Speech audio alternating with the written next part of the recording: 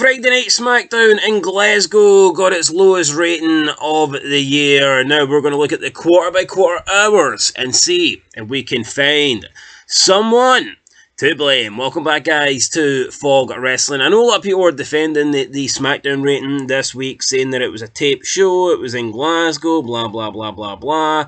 I mentioned that in the ratings video, but Smackdown has been taped before this year when WWE was in Saudi Arabia. I also believe that Smackdown had a France show as well before the Premium Live event.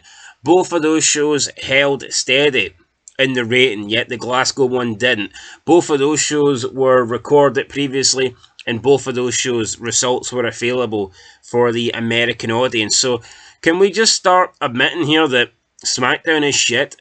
I think it's pretty clear that Smackdown is worse than Raw now. Now, someone can say they prefer Smackdown because it's an hour less, and that's fair enough. I accept that. Look, watching 3 hours of wrestling is tough, but that's the only reason. I mean, that is pretty much the only thing SmackDown's got going for it. Now, SmackDown, for like a 3-year period, was way better than Raw. There's no doubt about that. But that period's gone. That period is over. We've got Cody Rhodes as a boring World Heavyweight Champion. So vanilla, so boring, same old shit. What do you want to talk about?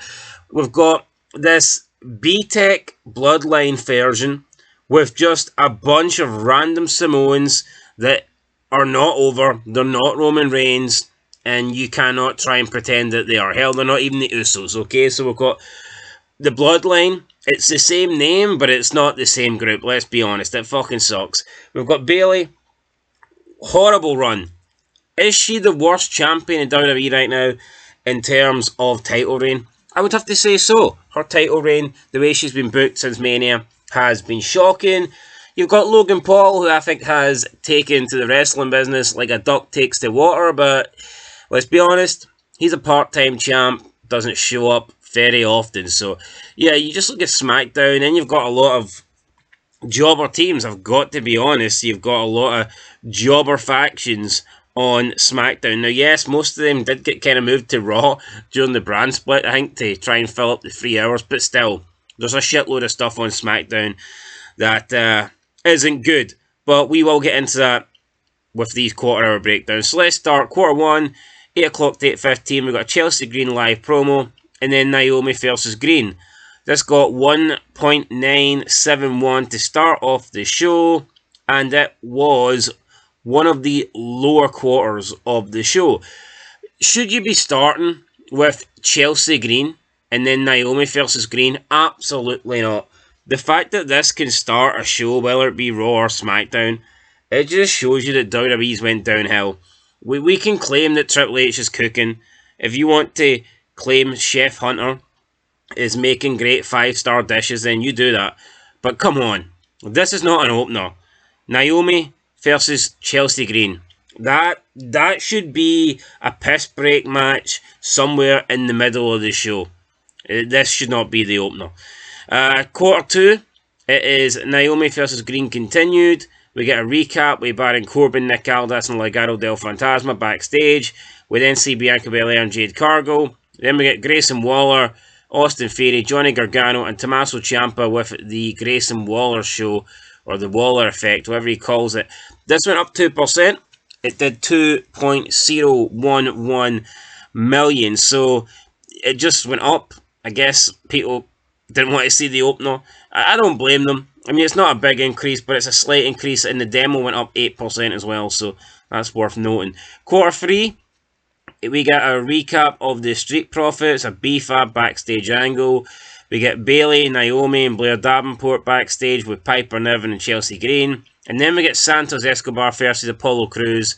This lost 2%, down to 1.978 million. Not surprised. I mean, just look at the names in here. I mean, it is Jobber City. It is Jobber City. I mean, I don't think any... what I will say about SmackDown is Cody Rhodes is the guy they're pushing as the face of the company, and he's on it. But other than that, SmackDown really does feel like WWE's treating it like the B show.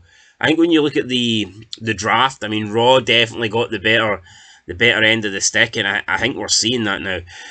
Quarter four, Escobar versus Cruz continued. Then we got the Cody Rhodes live promo. No gain here. 1.977. Quarter 5, we get the continuation of the Rhodes promo with AJ Styles. Street Profits and B-Fab get attacked. Bloodline, Owens backstage. And then we get a Zoe Stark and Shayna Baszler promo. This went up 3%. 2.044 million. And this is low. This was the highest quarter of the show, but it's still a low quarter. I mean, we normally see SmackDown, the highest quarter is like a 2.3, 2.4. I mean, sometimes you're getting 2.5. But yeah, this one is pretty damn low. It seems to be, though, they are reserving quarter 5 for Cody Rhodes. He always seems to be in this spot. I mean, that's fair enough. He is your number one guy. He probably should be in this spot. But, yeah, the rating just wasn't great. Quarter 6, 9:15 to 9:30. Michin versus Jax. Kevin Owens backstage. Logan Paul video. Then we got Carmelo Hayes live promo. And then we got Solo and Paul Heyman backstage. This lost 6% down to 1.912. Again, Michin, Nia Jax. Not a great match. Not something that people want to see. Then quarter 7, 9:30 to 9:45, we got an Unholy Union live promo. And then we got the beginning of Kevin Owens versus Solo Sikoa. This lost 6%, down to 1.806 million. And then the demo lost 9%. So the last two quarters have lost 10% in the demo and 9% in the demo respectively. That is poor. We're down at 1.806 million. We have lost what? 238,000 since the Cody Rhodes AJ Styles live promo in quarter 5. I know it's only half an hour later, but 238,000 people have tuned out, and it's because you've got the likes of Michin versus Nia Jax, Unholy Union that nobody cares for, and then this just a lackluster main event. But quarter 8 ends on a high. Kevin Owens versus Solo continued. Then we get Bloodline. Randy Orton comes back. This went up 9% to finish with a 1.971 million. And that is your rating, guys. 1.971 million to end quarter 8. Overall, SmackDown did a 1.959. So, I mean, poor number. I think it will go up next week because this is... The averages would say it will go up because this is the lowest of the year. I think it's unlikely that it will do back-to-back low ratings. Plus, we know that CM Punk's on next week's show. You've got that cliffhanger on Raw with the Wyatt 6. I expect that SmackDown will get a decent rating next week. But if they keep delivering shit like this, then we will see them sooner rather than later dropping back under 2 million. It's going to happen, guys. Anyway, that's it. Catch you in the next one. Till then, been Fog Wrestling. Leave a like, leave a comment, subscribe, and peace.